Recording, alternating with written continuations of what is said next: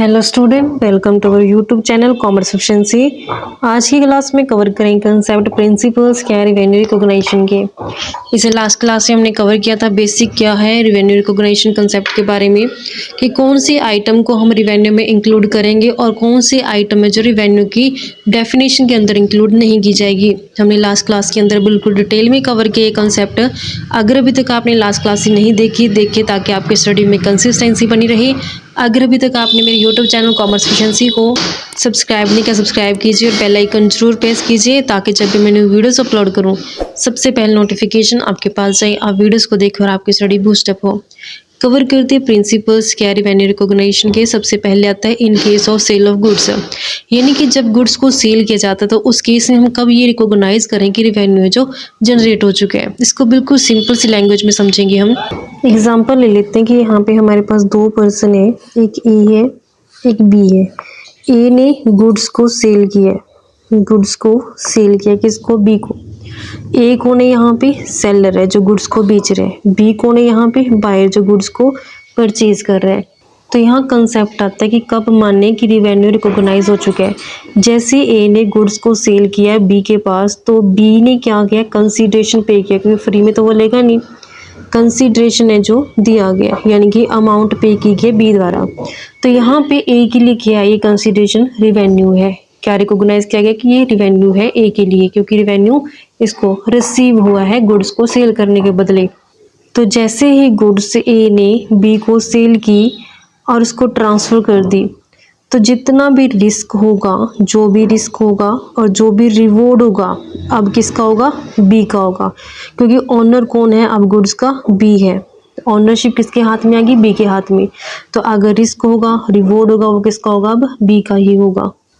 अब यहाँ पे रिस्क और रिवॉर्ड का क्या मतलब है, यानी कि अगर माल टूट फूट जाता है, ख़राब हो जाता है, इसका प्राइस बढ़ गया या फिर कम हो गया ना, तो उससे जो भी फ़ायदा या जो नुकसान होगा वो किसका होगा, अब बायर का होगा, क्योंकि ऑनर कौन है अब इस गुड्स का, बायर है।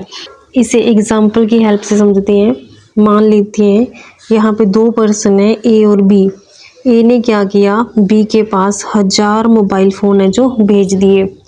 तो बुक्स के अंदर, डॉक्यूमेंट्स के अंदर अब ऑनर कौन है इन मोबाइल्स का, बी है। तो अगर इसकी दुकान में पहुंचने के बाद अगर कुछ मोबाइल चोरी हो जाते हैं, यानी कि थेफ्ट चोरी होते हैं, तो वो रिस्क किसका रहेगा, वो बी का रहेगा। अगर मार्केट के अंदर मोबाइल फ़ोन की प्राइस बढ़ गई है, तो जो प्रॉफिट होगा वो भी किसका होगा, बी का ही होगा, क्योंकि ऑनरशिप किसके हाथों में, अब बी के हाथों में है। चाहे वो रिस्क हो चाहे वो रिवॉर्ड हो, दोनों ही कौन लेके जाएगा, बी लेके जाएगा, क्योंकि ऑनर बी है इस केस में। लेकिन कई बार क्या होता है, कुछ केसेस ऐसे होते हैं कि गुड्स तो ट्रांसफ़र कर दी जाती है सेलर द्वारा बायर को, लेकिन उसके साथ उसका जो रिस्क होता है, रिवॉर्ड होता है ओनरशिप का, वो ट्रांसफ़र नहीं किया जाता। तो यहाँ पे जब तक ओनरशिप और उसका रिस्क और रिवॉर्ड ट्रांसफ़र नहीं किया जाता सेलर द्वारा बायर को, तब तक रिवेन्यू को रिकॉग्नाइज नहीं किया जाएगा। जैसे एग्जांपल की हेल्प से समझते हैं कि ए ने बी को गुड्स सेल कर दी, लेकिन जो ऑनरशिप थी वो ट्रांसफ़र नहीं की। गुड्स तो सेल कर दी गई है, गुड्स सेल हो गई है, लेकिन जो इसका मालिकाना हक था, ओनरशिप थी, वो ट्रांसफ़र नहीं की गई। ना ही ओनरशिप ट्रांसफ़र की गई, ना ही रिस्क और रिवॉर्ड ट्रांसफ़र किया गया। ऐसा केस तब आता है जब कुछ डिफ़ॉल्ट हो जाता है, या तो बायर की साइड से फॉल्ट किया गया या फिर सेलर की साइड से फॉल्ट किया गया है, जिस कारण से जो डिलीवरी होती है वो डिले हो जाती है।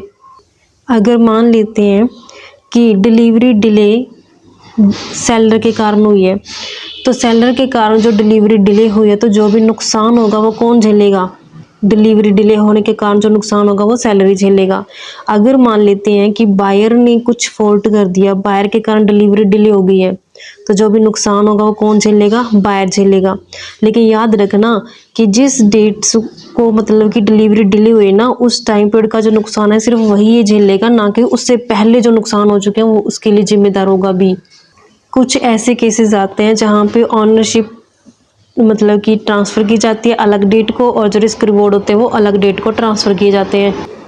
ऐसे केसेस जहाँ पे अश्योरिटी रहते हैं कि फॉरवर्ड कॉन्ट्रैक्ट के अंदर जो काम किया जाएगा, गवर्नमेंट गारंटी है और ऐसे केसेस जहाँ पे सेल के फेल होने के ना के बराबर चांस हो, यानी कि श्योरिटी है कि सेल होगा ही होगा, तो उस केस में जो गुड्स है उसको हम नेट रियलाइजेबल वैल्यू पे दिखाएंगे। ऐसी कंडीशन जहाँ पे गुड्स को सेल किया गया तो उस केस में अगर ये कंडीशन फुलफिल है तो हम मानेंगे रिवेन्यू रिकॉग्नाइज हो गया। फर्स्ट केस की जो सेलर है गुड्स को उसने ट्रांसफ़र कर दी गुड्स बायर के पास जो प्रॉपर्टी थी, और उसके लिए उसको क्या मिल गया, प्राइस मिल गया। जितने भी सिग्निफिकेंट रिस्क और रिवॉर्ड थे ओनरशिप के साथ वो भी क्या हो चुके हैं, ट्रांसफ़र हो चुके हैं सेलर से बायर के पास। यानी कि जो गुड्स थी वो सेलर ने बेच दी किसको, बायर को, और साथ ही ओनरशिप रिस्क और रिवॉर्ड भी ट्रांसफ़र हो गए किसके पास, बायर के पास। और बायर ने क्या किया, उसके लिए प्राइस पे कर दिया, तो मतलब रिवेन्यू जनरेट हो चुके हैं। अगर ऐसा केस जहाँ पे कोई भी किसी भी तरीके की अनसर्टेनिटी ना हो, यानी कि अनिश्चितता ना हो, श्योरिटी हो कि हाँ गुड्स है जो सेल हो चुकी है और कंसिडरेशन है जो वो मिलेगा ही मिलेगा, तो उस केस में रिवेन्यू जनरेट मानेंगे। सेकंड केस आता है in case of rendering of service. यहाँ पे तो हमने कवर किया था case of sale of goods, यानी कि गुड्स को जब सेल किया गया। अब अगर प्रोफेशन है, प्रोफेशन में क्या होता है, सर्विस ट्रांसफ़र की जाती है, सर्विस दी जाती है, तो उस केस में हम कैसे माने कि रिवेन्यू रिकॉग्नाइज हो चुके हैं। तो इसमें दो मेथड होते हैं, प्रपोर्शनेट कंप्लीशन मेथड और कंप्लीटेड सर्विस कॉन्ट्रैक्ट मेथड। नाम से क्लियर है, प्रपोर्शनेट कंप्लीशन मेथड यानी कि जितना प्रपोर्शन काम का कंप्लीट होगा ना एक साल के दौरान और उतना उसका प्रपोर्शन अमाउंट बनेगा वही रिवेन्यू माना जाएगा। कंप्लीट सर्विस कॉन्ट्रैक्ट मेथड कहता है कि जब सर्विस बिल्कुल कंप्लीट हो चुकी है और जितना उसका अमाउंट होगा वो रिवेन्यू माना जाएगा। प्रपोर्शनेट कंप्लीशन मेथड कहते हैं ये ऐसी अकाउंटिंग टेक्निक होते हैं जब हम लॉन्ग टर्म कॉन्ट्रैक्ट के अंदर यूज़ करते हैं। जैसे जो कंस्ट्रक्शन या फिर सर्विस कॉन्ट्रैक्ट है जो वो लंबे टाइम तक चलते हैं, जो उनका रिवेन्यू होता है उनको हम कंप्लीशन के हिसाब से रिकॉग्नाइज करते हैं। इस मेथड के अंदर जो रिवेन्यू है उसका जो कॉन्ट्रैक्ट का टोटल वैल्यू होता है, कॉन्ट्रैक्ट वैल्यू के बेस पे जो एसोसिएट कॉस्ट यानी कि जो उससे कॉस्ट जुड़ी है, काम करने के लिए जो खर्चा आया, कॉस्ट आई है, या फिर इसके अलावा और भी बहुत सारे स्टेबल बेस लेकर के हम रिवेन्यू को रिकॉग्नाइज करके चलती हैं। अगर मान लेते एग्जांपल के लिए कि कॉन्ट्रैक्ट किया हुआ कंस्ट्रक्शन कॉन्ट्रैक्ट है जो मान लेते हैं कि 4 साल तक चलेगा, उसका जो टोटल वैल्यू वो 10 लाख है। अगर मान लेते हैं कि अब तक उसमें सिर्फ 6 लाख का काम पूरा हुआ है, तो जो रिवेन्यू कितना माना जाएगा, इस साल का रिवेन्यू फिर 6 लाख ही माना जाएगा जितना प्रपोर्शन कंप्लीट है उस कॉन्ट्रैक्ट का। वहीं जो कंप्लीटेड सर्विस कॉन्ट्रैक्ट, नाम से पता चल रहा है कंप्लीटेड सर्विस कॉन्ट्रैक्ट, यानी कि जैसे सर्विस कंप्लीट होती है ना, फाइनल एक्ट होता है, तो जो उसका अमाउंट चार्ज किया गया है वही क्या माना जाएगा, इसके लिए रिवेन्यू माना जाएगा। ऐसी ट्रांजेक्शन जिसमें सर्विस दी गई है तो यहाँ पे जो परफॉर्मेंस मेज़र की जाएगी, यानी कि जो कंप्लीटेड सर्विस कॉन्ट्रैक्ट मेथड है जो, या फिर प्रपोर्शन कंप्लीशन मेथड के द्वारा जो की जाएगी, यानी कि जो हम मेजरमेंट करेंगे परफॉर्मेंस का वो किस मेथड से करेंगे, इन दोनों में से कोई भी मेथड हो सकता है जो भी रिलेटेड होगा रिवेन्यू से। काम को कंप्लीट करना है और उस काम को कंप्लीट करने के लिए मुझे क्या करना है, रिवेन्यू को रिकॉग्नाइज करना है। कैसे करूँ, इन दोनों मेथड में से किसी एक मेथड का यूज़ करके मैं रिवेन्यू को रिकॉग्नाइज कर सकती हूँ। तो रिवेन्यू रिकॉग्नाइज करने का तरीका हम ये तब अपनाएंगे जब सर्विस दी गई है और सर्विस का जो कंसिडरेशन अमाउंट है उसके प्रति अनसर्टेनिटी नहीं है, सर्टेन है कि वो अमाउंट हमें मिलेगा ही मिलेगा, तब हमने ये मेथड जो अडोप्ट करनी है। नेक्स्ट प्रिंसिपल आता है in case of use by others of enterprise resources, जैसे इंटरेस्ट लेना, रॉयल्टी और डिविडेंड। क्योंकि कुछ कंपनियां क्या करती हैं, गुड्स सेल करती हैं, अगर प्रोफेशनल सर्विस देती हैं, लेकिन उसके अलावा कुछ ऐसी कंपनीज होती हैं जिनका मेन काम क्या होता है, उधारा पैसा देना, ब्याज लेना, इस तरीके के काम करते हैं। उनके लिए रिवेन्यू क्या है, वो इंटरेस्ट है, रॉयल्टी है, डिविडेंड है। जैसे यहाँ पे एंटरप्राइज रिसोर्स के अंदर इंटरेस्ट आता है, इंटरेस्ट चार्ज किया जाता है कैश रिसोर्स के ऊपर। मान लो कि मैंने किसी को उधारा पैसा दिया है तो मैं क्या करूँगी, उसके ऊपर ब्याज लूँगी। या फिर कोई अमाउंट ड्यू है एंटरप्राइज के पास, जो अमाउंट ड्यू है रिसीव अब तक नहीं हुई है तो उसके ऊपर एंटरप्राइज क्या करेगा, इंटरेस्ट चार्ज करेगा। रॉयल्टीज़ चार्ज की जाती हैं ऐसी असेट के ऊपर as know how. Know how का मतलब होता है कि कुछ ऐसा तरीका जो मुझे पता है काम को करने का और किसी को वो तरीका पता नहीं है कि कैसे काम को किया जाता है, तो जब मैं वो अपने काम करने का तरीका किसी के साथ शेयर करूँगी ना, उसके बदले में क्या करूँगी, रॉयल्टी चार्ज करूँगी।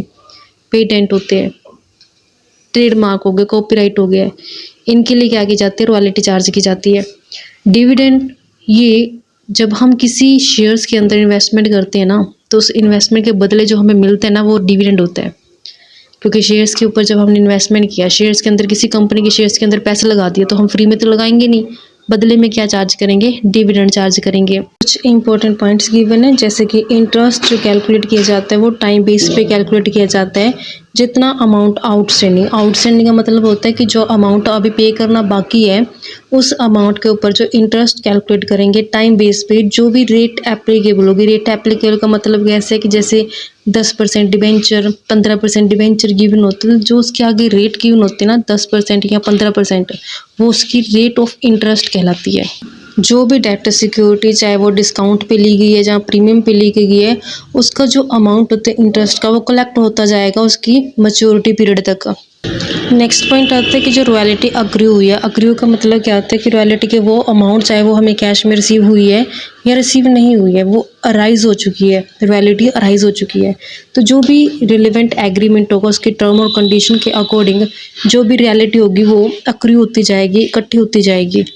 तो जिस साल रॉयल्टी अक्रू हुई है, उसी साल की इनकम में हम उसे कंसीडर करेंगे, मैचिंग कंसेप्ट को फॉलो करते हुए। नेक्स्ट पॉइंट आता है डिविडेंड के रिगार्डिंग।